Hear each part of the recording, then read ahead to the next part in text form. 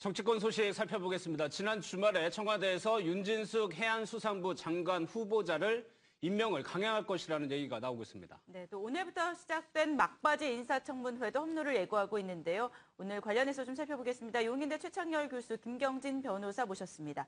안녕하세요. 안녕하십니까. 안녕하세요. 네. 사회사 재보선 얘기부터 좀 해보겠습니다. 안철수 후보가 오늘 좀 언론 인터뷰를 했는데 그중에서 민주당 입당도 고려 대상이라는 말을 했습니다. 대선 때는 그렇게 입당을 안 하겠다고 했는데 지난 대선 때도 연대 얘기를 할 때 정치 쇄신을 전제로, 정치 혁신을 전제로 연대 단일화 이런 얘기 많이 했잖아요. 이제 입당 얘기는 이제 안 했었죠. 그러나 이번에는 입당을 얘기하는 게 이번 선거 과정 속에서 정치 공학적 단일화를 안 하겠다는 얘기도 했어요, 이번에. 그런데 이제 안철수 후보와 이제 노원병의 이제 누굽니까?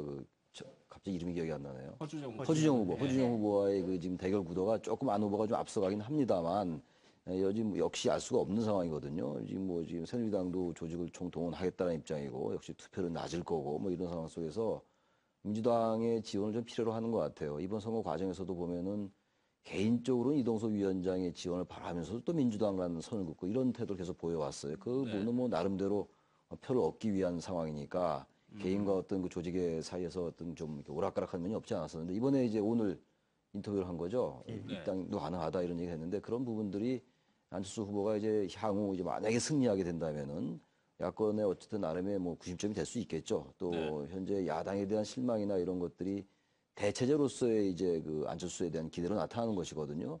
이 부분이 지금 새 정치에 대한 구체성도 좀 모호한 것 같고 지금 본인도 그런 얘기를 했어요. 지난 선거 과정에서 새 정치라는 것이 국회의원 정원 축소 이외에는 특별한 내용이 없었던 것 같다라는 취지로 얘기를 했단 말이죠. 그리고 지금 어쨌든 국민들이 바라는 어떤 새로운 정치적 비전이라든지 구체성, 리더십에 대해서는 썩 그렇게 파괴력을 보여주지 못하고 있는 것 같아요.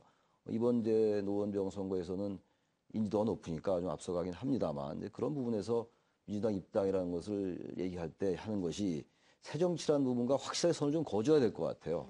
정치인 민주당 입당할 수 있겠죠. 민주당이 제1야당이니까. 그러나 이 부분을 막연하게 새정치를 얘기하고 정치공학적 단일화를 하지 않겠다라고 얘기하고 이런 상황 속에서 어떤 것인지 안 후보를 지지하는 사람들, 대체제로 생각하는 사람들조차도 좀 애매모호할 수가 있어요. 과연 이런 상황, 이런 정치력이나 구심점을 가지고 야권의 지형의 재편에 기여할 수 있을지도 좀 두고 봐야 될 것 같아요. 근데 안철수 후보의 머리에는 민주당 입당이라는 것이 그렇게 크게 자리 잡고 있을 것 같지는 않은데 결국에는 선거용 발언입니까? 오늘 아침 방송 내용 자체가 입당 가능성을 열어두겠다라고 생각될 수 있는 면이 있기는 하지만 전체적으로 보면 객관적으로 그런 방안이 하나 있는 것이 아니냐.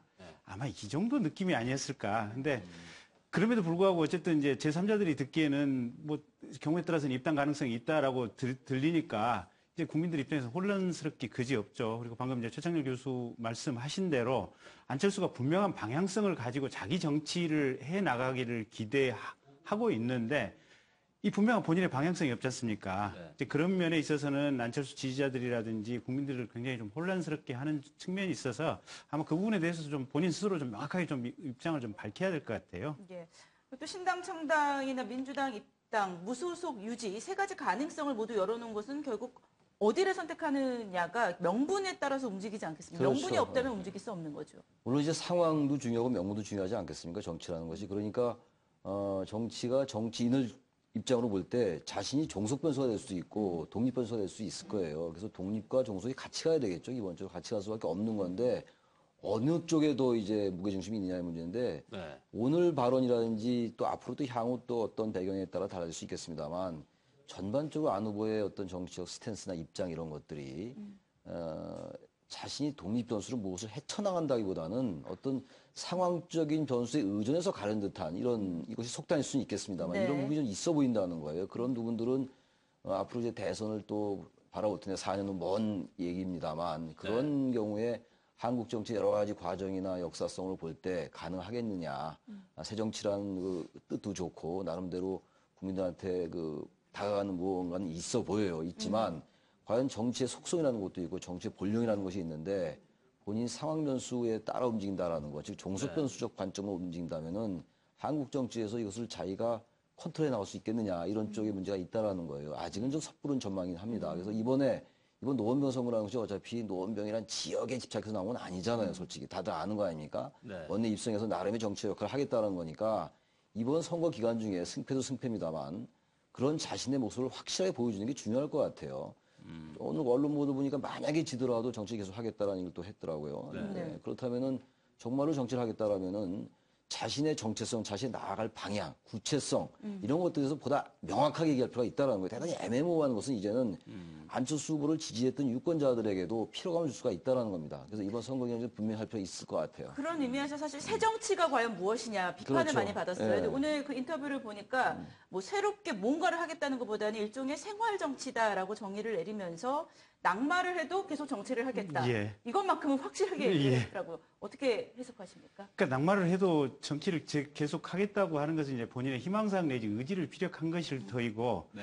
이제 낙마를 해도 과연 지금처럼 어떤 영향력 내지는 어떤 국민들의 기대가 본인에게 투사된 상태에서 정치를 계속 할 수 있을 것인지 그건 다른 문제다. 예, 전혀 다른 문제죠. 그래서 본인이 정치를 하고 싶은 것이야 뭐 본인의 희망사항이고 사실은 안철수 후보가 이번에 낙마를 하게 된다면 지금 안철수 후보에 대해서 기대를 하고 있고 좋아하고 있고 지지하는 사람들의 대부분은 대체적으로 한 7, 80% 이상이 민주당을 대신하는 새로운 야권의 어떤 추동 세력으로서 안철수 후보 그 어떤 중심축으로서 안철수를 기대하고 있는데 네. 오늘 가령 뭐 이제 그 의미가 어떻게 읽힐지는 모르겠지만 뭐 민주당에 입당할 수도 있다 뭐 또 뭔가 이렇게 그 새로운 것을 이렇게 안 추구할 수도 있다 뭐 이런 느낌들이 있다 보니까 이렇다고 보면 안철수가 과연 이 본인들을 지지하는 국민들의 어떤 수요에 부응하는 역할을 할 수 있을 것인지 근데 그 부분에 대해서는 아마 상당히 회의적인 상황이 올 수도 있지 않을까 그래서 아마 이번 선거에서 패배하면 정치를 하고 싶은 것은 본인의 희망일 수 있고 사실 실질적으로 이제 어떤 모양으로 본인이 정치적 영향력을 지속해 나갈 수 있을 것인지 그건 상당히 회의적인 것 같습니다. 예전만큼 영향력은 분명히 발휘할 수가 없겠죠. 예전만큼 만약에, 정도가 만약에 아니라 떨어지면요, 말 돌려할 거 없이 네. 정치적 승리는 끝날 겁니다. 아마 쉽지 않을 거예요. 사실상 그냥 정치적 영향력을 봐야 소멸한다고 봐야 됩니다. 됩니다. 근데 이번에 재보선에서 중요한 것이 투표율인데 역대 재보선 투표율이 40%가 안 됐습니다. 예.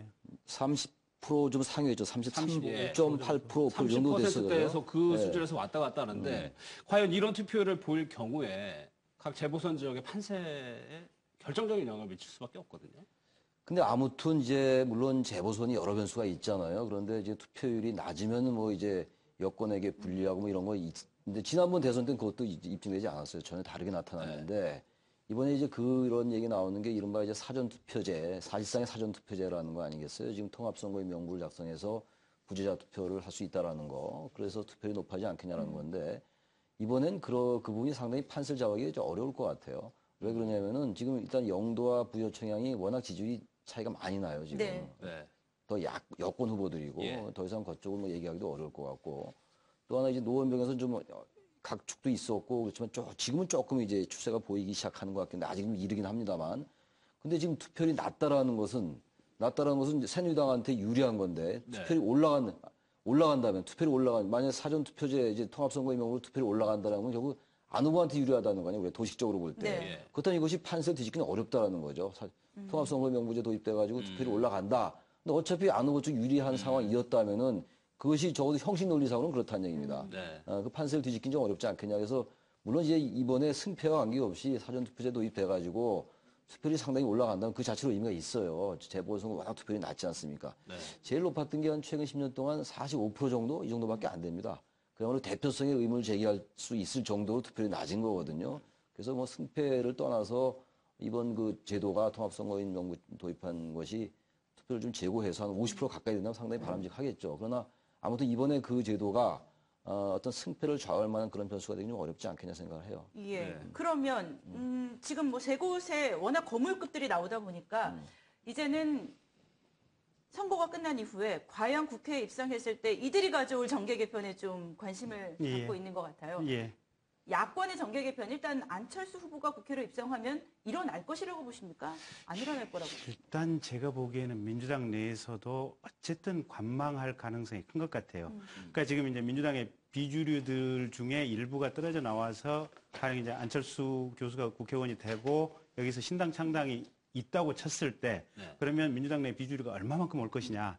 근데 지금 과거 이제 민주당도 여러 가지 이제 여러 번 어떤 정당의 이렇게 해산 이합 집산의 과정을 거치면서 정당을 옮기는 것 자체가 그렇게 개인적으로도 유리하지 못하다라는 어떤 경험들이 축적이 돼서 사실상 그냥 눈치를 보고 갈 가능성이 크고 두 번째로는 민주당 내 당권 자체가 지금 김한길 의원이 비주류가 당권을 잡을 가능성이 크기 때문에 그 안에서 어쨌든 민주당은 민주당대로 고정된 상태에서 안철수 후보 측의 동정을 보면서 상호간의 어떤 연대를 모색하는 이런 과정이 민주당 안에 있을 가능성이 높아 보이고 네. 근데 이제 그럼에도 불구하고 극소수 같은 경우는 아마 이제 안철수 교수가 창당을 한다면 그리 옮길 가능성이 있는데 어쨌든 그 숫자라든지 폭은 그렇게 커 보이진 않는다. 민주당 내 비주류들은 어쨌든 관망할 것으로 보인다.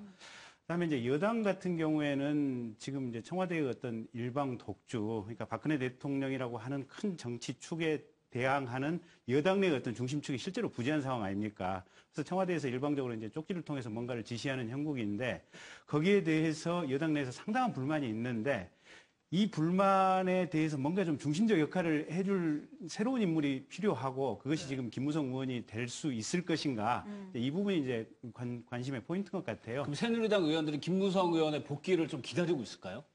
전 꼭 김무성 의원뿐만이 아니라 김무성 후보죠. 지금은 저 이완구 후보도 좀 주의 있게 봐야 된다고 생각하는 게 김무성 후보를 이제 생각한 이유는 지금 말씀하신 그 새누리당에 어떤 구심점이 없다 이런 거잖아요. 그런데 지금 새누리당에 지금 김무성 의원이 들어와가지고 구심점이라기보다는 새로운 당청 관계 정립 같은 건 좀 기대할 수 있을 것 같아요. 네. 지금 이제 당과 청와대의 관계가 별로 건강한 관계가 아닙니다. 지금 좀 종속적인 관계라고까지 표현하는 것은 좀 부적절할지 모르지만 상당히 좀 정당으로서 그리고 국회 일각을 형성한 집권당으로서의 어떤 모습이랄지 이런 부분에서는 상당히 좀 문제가 있어요. 아마 그런 것들을 새누리당의 의원들이 많이 인식을 하고 있다고 저는 생각을 합니다. 그래서 최근에 당정청 워크숍에서도 그런 발언이 튀어나온 거 아니겠어요? 근데 문제는 현재 그런 것들 청와대에 어쨌든 민심을 전달하고 여론을 환기시킬 수 있는 이러한 역할이 좀 막혀 있는 것 같아요. 네. 지도부에 아마 그 개인적인 그 퍼스널리티 같은 것도 영향을 좀 있다고 생각하는데 김무성 의원이 들어온다면 그런 것들에서 상당히 청와대 나름대로의 건강한 긴장관계를 형성할 수 있는 그러한 것을 형성할 수 있다고 생각을 해요. 김무성 의원이 들어왔을 때.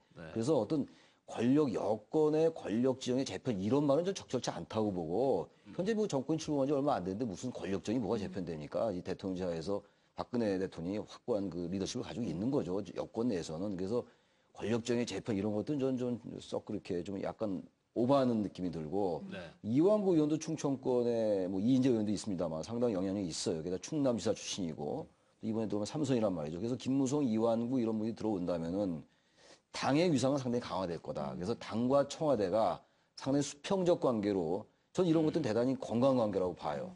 당과 청와대가 갈등 관계를 간다는 게 아니라 현재와 같이 수직적 관계는 결코 바람직하지 않습니다. 민주주의에서 가장 중요한 것은 수평적 연대입니다. 수평적 리더십의 문제이기 때문에 김무성, 이완구 두 사람이 들어오게 된다면 이런 부분에 있어가지고 긍정적 의미에서의 긴장관계. 그래서 청와대가 나름대로 국민들도 인식할 수 있는 민심의 소재를 파악할 수 있는 그러한 기제는 마련할 수 있다. 저는 이런 관점에서 좀 보고 싶어요. 그런데 그 말씀은 즉 무게감에서 지금 청와대의 무게감에 당이 지금 아무튼 또 가벼운 거잖아요. 가벼운 근데 거죠, 지금. 김무성 후보가 들어왔을 경우 그 무게감을 맞춘다면 결국 일시에 김무성 후보가 그러니까 지금 그렇죠. 나름대로 그렇게 되면 이제 그 역할을 하게 되면은 그 당내에서 위상이 점점 강화되면서 차차 이제 내년 지방선거 있고 또 뭐 총선거 아직 멀었습니다만 이런 과정 속에서 자신이 정치적인 위상 그리고 역할, 무게중심 이런 게 주어지면서 다른 큰 뜻을 그릴 수는 있겠죠. 예. 또 한 가지 좀 봐야 될 게 내년 6월 지방선거가 있는데 지금 벌써 4월 아닙니까? 그러면 1년하고 2개월 남았는데 올 한 10월쯤 가면은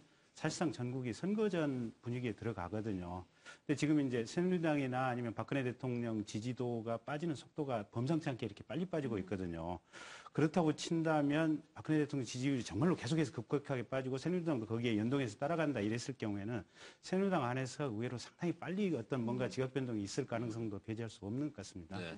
또 부산 영도 선거의 또 관전 포인트 중 하나는 이제 문재인 의원 얘기입니다. 과연 어떤 역할을 얼마나 해야 이것이 효과를 발휘할 것이냐. 대선에는 39.9%였거든요. 근데 효과는 없을 것 같아요. 네. 어차피 선거라고 하는 것이 후보 본인의 기본적인 어떤 본인의 자질, 어떤 자산, 능력 가지고 싸우는 것이고 옆에서 아무리 지원을 해도 사실은 후보의 본질적인 가치라든지 역량을 뛰어넘을 수는 없거든요. 유일하게 그걸 뛰어넘었던 사람이 김대중 대통령이 본인이 호남권에서 그 야당 당수를 할 때 미쳤던 그 정도 영향력이 있고 그 외에는 사실은 후보 본인의 영향을 뛰어넘을 수가 없기 때문에 네. 문재인 후보가 아무리 영도에서 지원을 한다 그래도 그 지원의 효과는 미미할 것 같습니다. 근데 그래서 비주류에서는 영도를 지원하라고 그러고 문재인 쪽에서는 안 하려고 하는 겁니다. 근데 이제 그 아마 문재인 후보 본인 성격이 상당히 조심스럽기 때문에 네. 지원 그러니까 이제 당내 주류 비주류 그러니까 친노와 또 비노수들 사이에 그런 이견이 있는 상황에서 지원을 하는 것이 스스로 부담스러워서 아마 자제를 하고 있는 상황인 것 같은데 그럼에도 불구하고 본인이 본인 정치를 하려고 한다면 사실은 효과가 있든 없든 나서서 지원을 하는 게 맞을 것 같습니다. 그래야만 다음에 내년에 또 지방선거에서 일정 부분 지원을 하면서 자기 영향력을 유지해 갈 수가 있고 이러는데 그 당내의 어떤 의사결정이 일치하지 않는다는 이유로 가만히 있으면 그저 그냥 문재인은 국민의 이미지 속에서 한 번 대통령 후보 했던 사람으로 그냥 생각됐다가 그냥 사라져가는 이 정도 인물로 자리매김하지 않을까 싶습니다. 이런 점이 있을 것 같아요. 2009년도에 손학규 대표가 이찬열 후보를 지원한 적이 있어요. 그런 경우는 거의 박찬수 그 당시 후보가 압도적이었어요. 수원 내에. 네. 그야말로 그 손학규가 당선시킨 거나 마찬가지였거든요. 그런 모델을 이제 바라는 거겠죠. 그 DJ뿐만이 아니라. 그런데 지금 현재 그런 그 모델이 적용되긴 쉽지가 않은 상황이에요. 지금 영도에.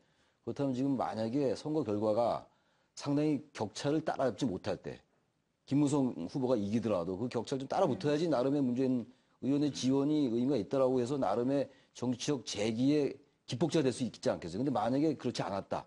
의미 있는, 유의미한 결과가 없었다라면은 문재인 의원이 지원을 안 한 것만 못할 수 있다고 생각을 해요. 그래서 이 부분은 지금 문 의원이 그래서 양쪽을 다 이제 딜레마가 있는 건데, 예. 결국 저는 글쎄 지금 우리 김 변호사께서는 지원하는 게 더 옳지 않냐 생각을 하는데 저는 상당히 그 예민한 문제인 것 같아요. 그래서 네. 자신의 정치 리스크가 반드시 끼어들 것 같습니다. 네.